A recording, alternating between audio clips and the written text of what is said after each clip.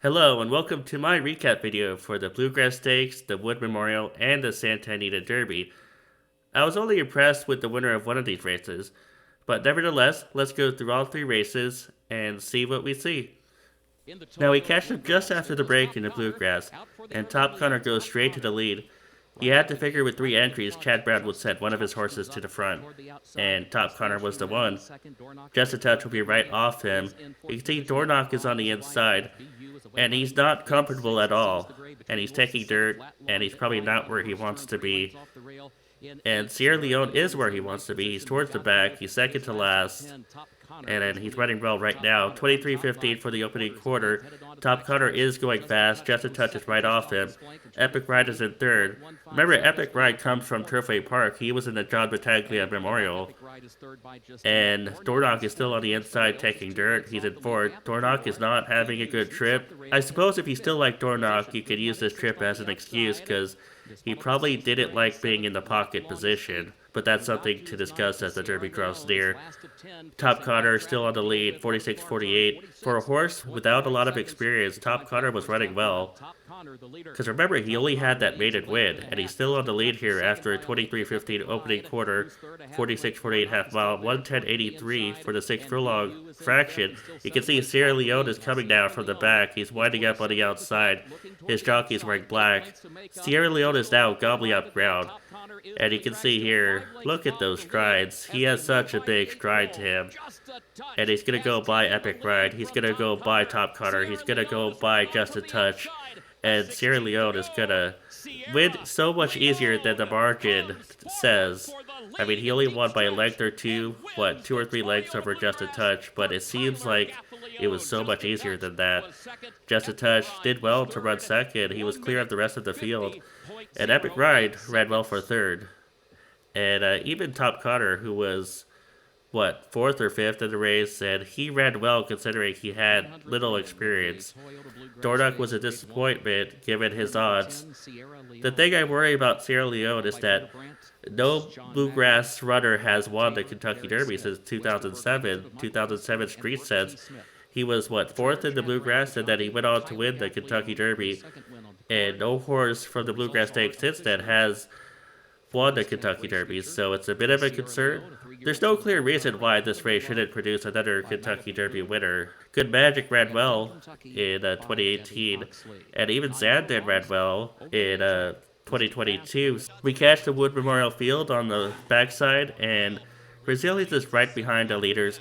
Tuscan Sky, who was my choice in the race, did not run well. He broke poorly. It's possible that Tuscan Sky needs the slop or mud to run his best race, but I'm not totally sure. Resilience is making his move on the outside. And this is not a good field, that's why I didn't think it was worth it to start it from the beginning. And you can see Society Man is right behind him. Look at Society Man. He's looking for room right now. He's gonna range up on the outside. But Resilience is gonna pull clear right here, and Resilience is going to maintain this lead over Society Man, who was, 99-1? He might have been higher odds, because the tote board only goes to 99-1. But look at Resilience, he's just going to inch away towards the end over Society Man. I don't even remember who was third. It's not a good sign when you can't remember who the horses are, but for some reason, this replay does not have the graphics on the bottom, so I can't see who was coming up in third without looking up the horse's name, and that's not a good sign.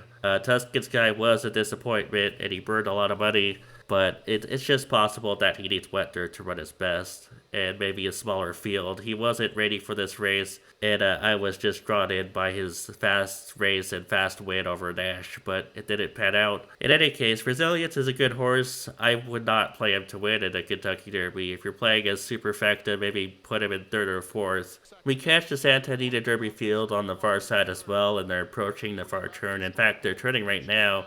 Tapalo's on the lead, but he went too fast. 110.90 for the 6 furlong mark. And he's going to slow down right here. Imagination, who was right off his tail, he's going to take the lead.